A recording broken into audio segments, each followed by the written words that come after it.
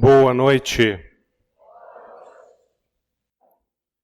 Sejam todos muito bem-vindos a esta casa de luz e de amor, onde é sempre uma alegria estarmos todos reunidos em nome de Jesus, para então, com esta amada doutrina, a doutrina de Jesus, aprendermos o que somos, compreendermos qual o nosso papel nas nossas vidas, buscarmos então as respostas tantas que existem para as dúvidas daqueles que estão encarnados na Terra. Escolhi esta imagem que simboliza a vida de uma forma muito sublime. Ela tem um grande sentido, principalmente àquele que é pai e mais ainda àquela que é mãe.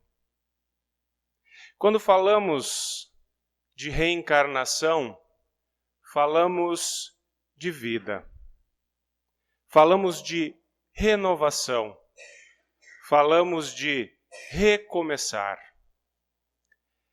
E a exposição desta noite é uma continuação da exposição que tivemos em outubro, na necessidade da encarnação. Hoje, então, meus irmãos, nós vamos abordar o esquecimento do passado. Vamos compreender porque não lembramos das existências anteriores. Qual é o motivo para que isso ocorra? E qual é a necessidade de isso ocorrer? Então, adentrando em uma fala do nosso mestre incomparável, para fortalecer ainda mais a necessidade do entendimento, que é renovar-se pela encarnação, onde ele nos diz, em verdade, lhes digo que ninguém chegará ao Pai senão renascer de novo. E principalmente ninguém chegará ao Pai senão por mim, em outra fala do mestre. Porque o Cristo nos dera todo o ensinamento, nos dera todo o fundamento para evoluirmos. E só chegaremos à divindade quando nós adquirirmos, então, a perfeição. Como espíritos que somos, estamos em constante transformação.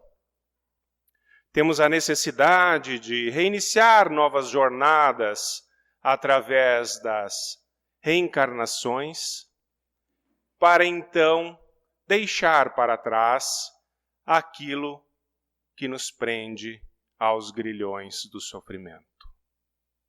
Então, adentrando na temática de hoje, os espíritos instrutores nos dizem que inutilmente se faz objeção ao que tange o esquecimento do passado como um obstáculo para que se possa aproveitar a experiência de existências anteriores. Se Deus considerou conveniente lançar um véu sobre este passado, é porque isso deve ser útil. E quando eu estava formulando esse slide, lembrei que quando chegamos na casa espírita, muitos de nós, no primeiro ímpeto, que venhamos a saber sobre o conceito de encarnação e reencarnação, temos o desejo de saber o que fomos, quais foram as nossas vidas. A curiosidade nos aguça. O que nós fizemos no nosso passado? Quem nós fomos na nossa última vida, por exemplo? Esta é a curiosidade de quem chega pela primeira vez. Mas, como veremos, essa curiosidade passa, por um motivo muito importante. Continuando. Realmente, essa lembrança teria inconvenientes muito graves. Ela poderia, em certos casos, humilhar muito, ou então estimular o orgulho, e dessa forma obstruir o nosso livre-arbítrio. De qualquer forma, causaria perturbações inevitáveis nas relações sociais. Aí então, quando o adepto da doutrina espírita começa a se inteirar sobre o processo da encarnação, ele começa a perceber que lembrar do passado é muito arriscado. Gera, inclusive, um certo medo. Sabem por quê? Por causa disto. É comum o espírito renascer no mesmo meio em que já viveu e se encontrar em relação com as mesmas pessoas, a fim de reparar o mal que lhes fez. Então, o espírita que conhece o sentido da vida, sabe que ele é um espírito encarnado com graves débitos. O débito só é sanado pelo perdão e pelo amor. O que isso quer dizer? Se estamos em relação com as mesmas pessoas, ao qual tivemos débitos em nossos passados, no nosso passado, em diferentes existências, nós temos então quem ao nosso lado hoje? Quem é o nosso pai, a nossa mãe, o nosso irmão? Quem é a nossa esposa? Quem são os nossos filhos? E aí então nós começamos a compreender que aquela diferença que existe nas relações de família é justificada pelo erro do pretérito. Um é vítima e o outro é o algoz, como veremos nesta noite.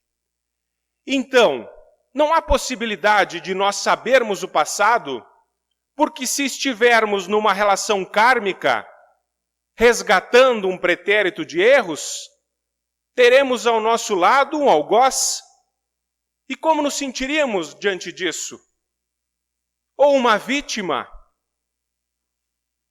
Se fosse desta forma, haveria o que nós lemos antes, uma perturbação generalizada no conceito social. Porque nós estamos todos ligados de uma forma ou de outra, por incansáveis processos de reencarnação. Cruzamos o caminho um do outro em algum momento. E este cruzamento pode ter sido bom, muito bom, mas também pode ter sido mal, muito mal. E aí, meus irmãos, a reencarnação e a clemência divina entram em ação. Então, se reconhecêssemos nessas pessoas aquela a quem nós havíamos odiado, como falamos, talvez o nosso ódio reaparecesse. E para não reaparecer, precisaríamos ter uma grande evolução moral. Uma grande evolução moral para entender o processo. E de qualquer forma, nós ficaríamos humilhados diante das pessoas a quem nós tivéssemos ofendido, e essa é a grande verdade. Nós estamos em um mundo de provas e expiações que está em transição para um novo mundo chamado regeneração, um mundo regenerador, onde talvez o conceito de reencarnação e esquecimento seja diferente, porque nos mundos mais avançados, onde há harmonia, não há necessidade da dor, automaticamente não há necessidade do esquecimento. Então a providência divina é perfeita em todos os detalhes, em cada um deles, como veremos nesta noite. André Luiz, um pseudônimo, diga-se.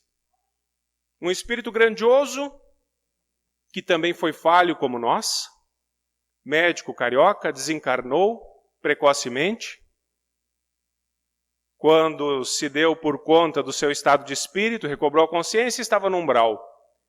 E lá permaneceu quase 2 décadas, até que um familiar espiritual com méritos para isso solicitou o seu resgate. E este irmão então fora levado para a colônia Nosso Lar.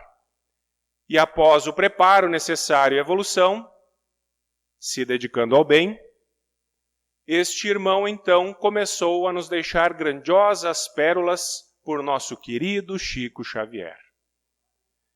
este irmão nos deixou uma coletânea de 13 livros, que é a vida no mundo espiritual. O primeiro é Nosso Lar, que conta então a sua existência, o qual há o filme, que todos podem ter acesso, para entendimento maior do que estamos falando hoje. O terceiro livro é o Missionários da Luz, que contempla uma história, no capítulo 12, que vai nos elucidar se ainda temos dúvidas sobre o processo do esquecimento e o porquê dele. Então, nosso querido André Luiz nos diz: compreendi que a existência humana não é um ato acidental e que, no plano da ordem divina, a justiça exerce o seu papel todos os dias, obedecendo aos desígnios de Deus, ministrando os dons da vida a cada um por suas obras. Então, meus irmãos, a encarnação não é um acidente. Ela não se resume ao ato físico que gera o embrião fecundo, que gera a vida física. Ela é muito mais rica de detalhes do que nós podemos conceber até entender. Neste capítulo, nosso irmão André Luiz narra uma história maravilhosa, com 3 personagens, uma história verídica. André Luiz estava estagiando em uma colônia benemerente de reencarnação. Especificamente, ela cuidava e cuida do processo de reencarnação. Certo, meus irmãos? Quando então, junto do seu tutor, de nome Alexandre, recebem um convite para auxiliar a encarnação de um determinado espírito, uma reencarnação, de um determinado espírito. Ambos se dirigem então ao lar do casal jovem, Adelino e Raquel, que já possuíam um pequenino no lar.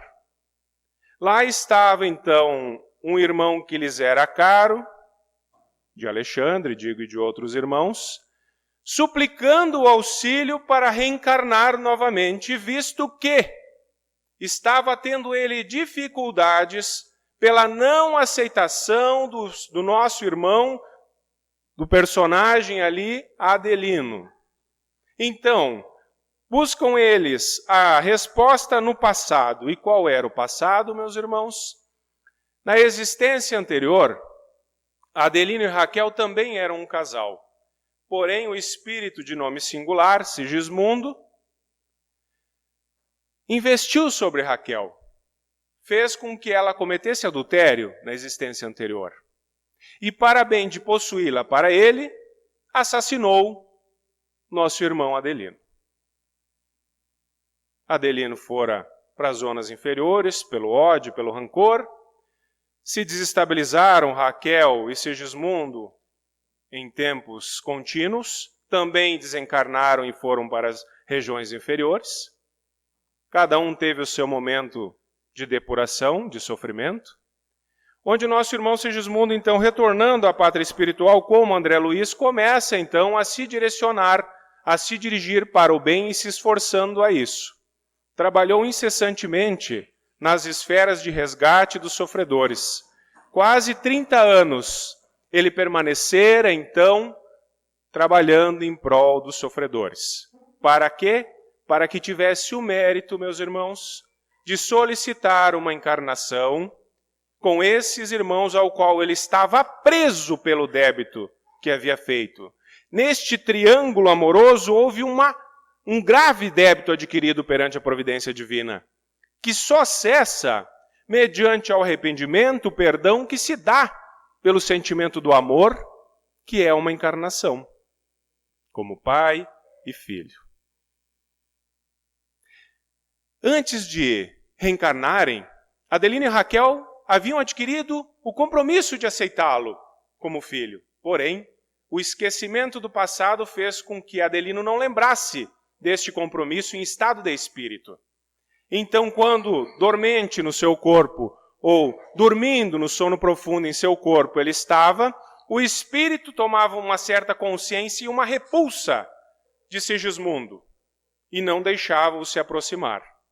E esta aflição tomava conta do nosso irmão.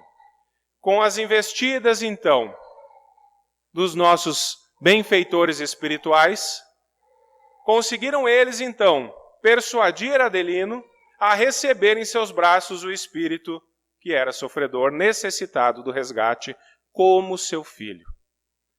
Este processo de transmutação, usarei este termo, de um espírito para reencarnar, no caso dele, levou algumas semanas, porque já era um espírito, de certa forma, direcionado ao bem novamente. Tinha entendimentos. Então o processo é maravilhoso, como ele acontece. É importantíssimo, então, a leitura. Por isso eu fiz questão de lhes trazer aqui este livro, para que vocês entendam o que é. É um livro maravilhoso. A leitura, o estudo no estágio que nós estamos tendo, meus irmãos, é fundamental para que nós entendamos este processo. E o mais interessante, quando nosso irmão Segismundo auxiliou o desenvolvimento do processo fisiológico do seu novo corpo, ele necessitou colocar dentro deste projeto uma mazela, por causa do ato que ele havia cometido contra o irmão no assassinato. Então ele colocou um problema coronário, que iria se manifestar na maturidade física. E ele poderia evitar, segundo os espíritos orientadores, se muito se direcionasse ao bem. Por isso que o espírito doente gera o corpo físico doente. Compreendem? Então todas as mazelas que trazemos no nosso corpo físico são reflexos dos erros que tivemos no passado. Cada um de nós traz uma centena, milhares de processos de retorno. Processos da lei maior, de busca com a verdade, de reencontro com a verdade, a lei de ação e reação. Então nós temos o que hoje? Uma experiência que estamos vivenciando, mais uma, tão necessária para deixar os erros do passado, para eliminarmos esses grilhões que nos prendem a estes irmãos ao qual nós fizemos sofrer ou que nos fizeram sofrer. Como falamos aqui nas exposições sobre obsessão, o obsidiado, de certa forma, todos os somos. E o obsessor, na sua grande maioria, é quem? A vítima nossa. A vítima nossa. Por isso nos persegue. Porque ainda não teve entendimento. Talvez muitos que iriam nos perseguir já nos perdoaram. Mas muitos outros tantos ainda não. Então precisamos entender este conceito de vida. Ver que uma existência na Terra é um compromisso muito grande. Porque, se bem dirigida, pode eliminar centenas de anos de sofrimento à frente. E é isso que nós precisamos pôr em prática. As boas escolhas, os bons hábitos. E aí nós temos que trazer a reflexão. Se temos dificuldade de relacionamento com entes queridos, após a exposição de hoje, vamos repensar. Seja com nossos pais, com nossos filhos, com nossos irmãos, com nossos netos, com nossos amigos mais íntimos. Vamos estudar para compreender como funciona o processo. Nós precisamos ter o entendimento. O Livro dos Espíritos nos elucida muito. Nos explica porque sentimos uma certa repulsa a quem nós acabamos de conhecer na nossa trajetória. E aí está a explicação. Acabamos de ler hoje. Muito bem, pode ser a nossa vítima ou o nosso algoz. E qual será a nossa conduta perante isso? Estamos preparados para enfrentar as consequências do mau uso de um livre-arbítrio ao longo do tempo? Precisamos compreender isso, meus irmãos. Não estamos em uma colônia de férias. E não podemos viver a nossa vida ao bel prazer, sem pensar no futuro e principalmente na nossa felicidade espiritual, que é o que realmente faz a diferença para o espírito. Então esta passagem do livro nos dá todo o ensinamento de como devem ser regidas as relações sociais. O esquecimento do passado é uma forma de mostrar como Deus é misericordioso. A misericórdia divina é tão ampla que ela sempre trabalha a nosso favor. A bem mais, algumas vezes, nós venhamos a condená-la. Quando, na verdade, o único causador do sofrimento que nós passamos sempre foi e sempre será nós mesmos. O mal que outro nos faz não chega a nós pelo acaso. Se estamos recebendo isso é porque temos um débito, seja com ele ou com outro, para ser sanado. Então a providência divina não falha e não tarda, mas ela é misericordiosa, ela é caridosa, nos dá a oportunidade de recomeçar. Recomeçar. Continuando, meus irmãos. O esquecimento do passado, que mais os nossos irmãos nos dizem sobre ele? Para nos melhorarmos, Deus nos deu exatamente o que necessitamos e o que nos basta. Que seria a voz da consciência e as tendências instintivas, tirando-nos o que poderia nos prejudicar, que são as lembranças. Poucos de nós param para pensar o que fazem durante o seu dia a dia. Poucos de nós usam uma grandiosa ferramenta que é a autoanálise. Poucos de nós se preocupam realmente como conduzem o seu dia a dia. Quanto mais analisar a consciência. A consciência é aquela ideia que nos surge sobre uma grande dúvida. Seja uma ideia pequenina e passageira, porque pouco damos atenção a ela. Mas ela está sempre nos alertando o que é moralmente correto. A consciência sempre nos guia, desde que nós nos permitamos por ela ser guiados. Então precisamos abrir espaço para isso. Através de uma prece sincera, de um respirar tranquilo, pedir então que a melhor escolha nos seja dada. E ali estará a voz da consciência nos mostrando. Seja ela a consciência individual do nosso ser, ou uma influência de um espírito amigo nos mostrando através dela a verdade. Mas ela está ali. Por isso, meus irmãos, que ninguém se exime do erro dizendo que não sabia ou que não conhecia as leis de Deus. Porque todos conhecemos, conscientemente ou inconscientemente. Porque para reencarnar, com certeza, nós sabíamos a verdade. Na preparação desta encarnação que estamos vivendo ou de outras que nós já tivemos. Então ninguém se exime do erro. Automaticamente, ninguém se exime da culpa e das penas. Então, ao nascer, meus irmãos, o homem traz o que adquiriu, nasce como se fez. Cada existência é para ele um novo ponto de partida. Pouco lhe importa saber o que foi.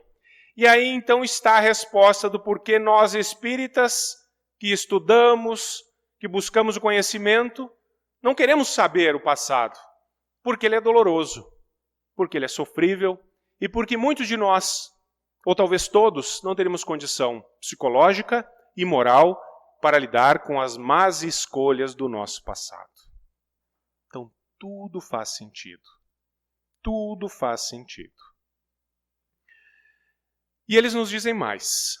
Se durante a encarnação o indivíduo é punido, é porque ele praticou o mal. Suas más tendências atuais são um indício do que lhe falta corrigir em si mesmo. E é sobre este ponto que ele deve concentrar toda a sua atenção. Porquanto, do que foi completamente corrigido, não resta nenhum vestígio. Nenhum vestígio. As boas resoluções que tomou representam a voz da consciência que o adverte sobre o que é o bem ou o mal e lhe dá forças para resistir às más tentações.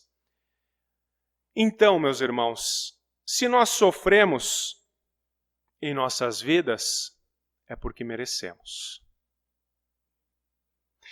E nós precisamos entender que banir este sofrimento depende do esforço que cada um de nós empregar em combater as más tendências que trazemos, que são as lacunas morais que possuímos. Então, mais uma vez eu digo, vamos refletir o que é o certo e o errado. Vamos estudar as leis. Vamos entender o que o Cristo nos ensinara, para começar a pôr em prática e eliminar essas más tendências e más inclinações que são o reflexo das chagas morais que trazemos na nossa alma. E até o dia que elas estejam eliminadas, continuaremos sofrendo. E é muito importante compreendermos, meus irmãos, que as leis dos homens são muito, mas muito falhas. Toleram aos seus olhos coisas que a providência divina condena em muito. Então não basta compreendermos o certo e o errado sobre as leis jurídicas da terra, ou da nossa nação, ou do nosso estado, ou do nosso município. Nós precisamos compreender o que são as leis verdadeiras que constam no Livro dos Espíritos e seguir estas leis para que possamos transformar o nosso futuro, porque sem essa transformação estaremos falindo novamente em nossas encarnações. E vivendo então, como diz o nosso irmão Alexandre, no livro Missionários da Luz, presos ao charco da humanidade, em círculos constantes de resgate. Porque assim ainda desejamos permitir e continuar as nossas escolhas. Está na hora de amadurecermos, de vermos que nossas vidas são muito mais complexas e muito mais importantes para o que nos interessa, que não é hoje, não é o agora. O que nos interessa é o nosso futuro espiritual. Porque este futuro depende das boas escolhas do hoje, das boas escolhas do ontem e principalmente das boas escolhas do amanhã que teremos pela frente. Por isso, está mais do que na hora de começarmos a empreender sobre o nosso futuro. Porque as reencarnações também estão mudando. Até poucas décadas, os espíritos encarnavam em massa no nosso planeta. Qualquer grau de evolução. Mas isso tem mudado. Porque como Cristo dissera, a humanidade mudaria. O joio seria separado do trigo. E os bons herdariam a terra. Os brandos e pacíficos. Então o indivíduo que desencarna hoje, qualquer que seja o seu estado evolutivo, a sua idade fisiológica, está ligado ao seu estado evolutivo, direcionado ao mal, talvez esse irmão não reencarne mais aqui na Terra. Já esteja sendo realocado em novos orbes. E aqui permanecem aqueles que possuem um certo grau de mérito para permanecer e reencarnar agora durante a transição, se for uma encarnação em curto espaço de tempo, de reinício, ou já quando a Terra estiver regenerada, que deve acontecer, segundo dizem os espíritos mais sábios e orientadores, dentro deste século. Então, a transformação está aí. E o que nós queremos para o nosso futuro? Nas novas vidas que vamos ter. Então, meus irmãos, nunca foi tão necessário prestar muita atenção no conceito de transformação. Não há alternativa mais, a não ser mudarmos o nosso íntimo, a compreendermos que temos um papel. Então o esquecimento do passado, aliás, só se faz presente durante a vida corporal.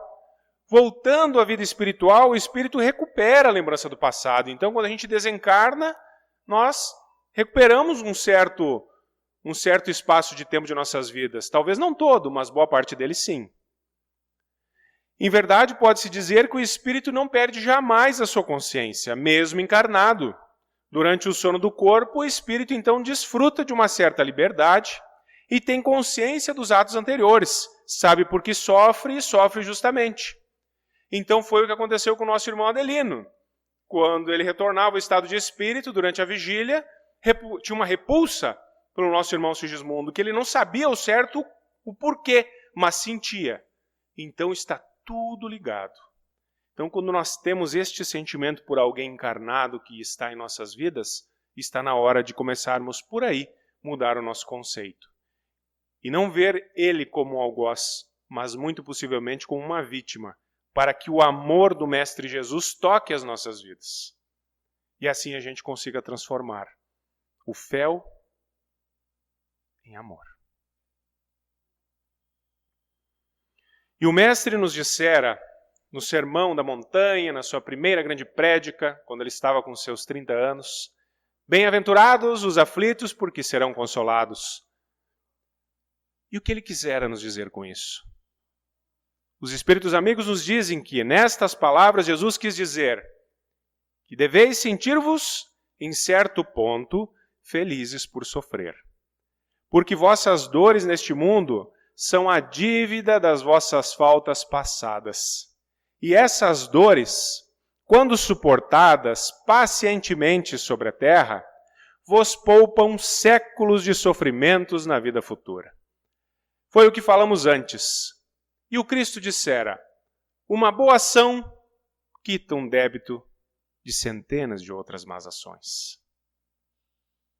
Este entendimento nós precisamos buscar. E quando nós lemos então que temos que sentir felicidade por estarmos sofrendo, obviamente que não é a felicidade que nós conhecemos. Mas, de certa forma, é uma satisfação sabendo que o peso da nossa alma está ficando muito mais leve, porque estamos quitando um débito deste pretérito. E todo aquele que sofre, quando sofre com resignação, depois de passado aquele primeiro ímpeto do sofrimento, se sente transformado. E isso é a grande verdade. Então este entendimento nós precisamos buscar. Deveis então estar felizes, porque por Deus ter então reduzido a vossa dívida, permitindo quitá-la agora, o que vos assegura a tranquilidade futura, que é a paz de espírito quando estamos retornando para casa, que é o mundo espiritual. Jesus, o Mestre Salvador, porque ele o dissera que aqueles que me seguem serão salvos. Salvos de quê? Do exílio de um planeta como o nosso, das dores, do sofrimento, da angústia, do rancor, do ódio, da vingança. Salvos de tudo aquilo que nos atrasa moralmente. Porque o Cristo sabia que todo o seu legado moral seria capaz de transformar a humanidade em um novo conceito de civilização. Transformada ela num conceito de amor, de harmonia, de esperança por um futuro mais brilhante. Então ele nos dissera, distribuamos o pão e a cobertura, acendamos luz para a ignorância, intensificamos a fraternidade, aniquilando a discórdia, mas não nos esqueçamos do combate metódico e sereno contra o mal que há em nós, em esforço diário, convictos de que, nestas batalhas santificante, conquistaremos a divina redenção, que é a transformação dos nossos espíritos, evoluindo. Ou seja, vamos fazer o bem, distribuir abraço fraterno, distribuir o pão ao necessitado que bate ao nosso lar. Uma palavra amiga pode salvar uma vida. Isto é a caridade simples, pura e verdadeira, ensinada pelo Cristo. esta forma de transformação, de fazer o bem, nos eleva moralmente e torna-se muito mais fácil combater o mal que há em nós, em esforço diário, porque estaremos preparados no nosso íntimo com este sentimento de amor fraternal que nos consola, que nos impulsiona a irmos mais longe. Então, meus irmãos, nos resta pôr mãos à obra e dizer: a partir de hoje, eu serei uma nova pessoa. Cuidarei dos meus pensamentos, cuidarei dos meus atos, cuidarei do meu espírito para ser feliz, para conquistar aquilo que eu desejei conquistar antes de vir para cá. A transformação, deixando o velho homem para trás, para recomeçarmos. E é assim, meus queridos, com a imagem do nosso Mestre Maior, porque o nosso tempo esgotou-se, que vamos então elevar o nosso pensamento em atitude de prece, para em mais um momento estarmos com Ele.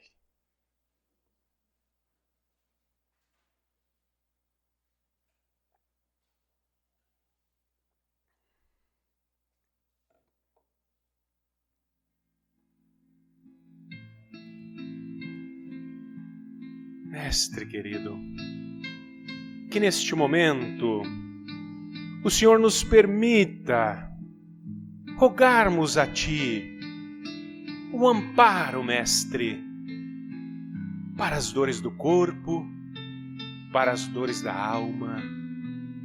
Que o Senhor possa distribuir a energia que consola, que renova, Mestre.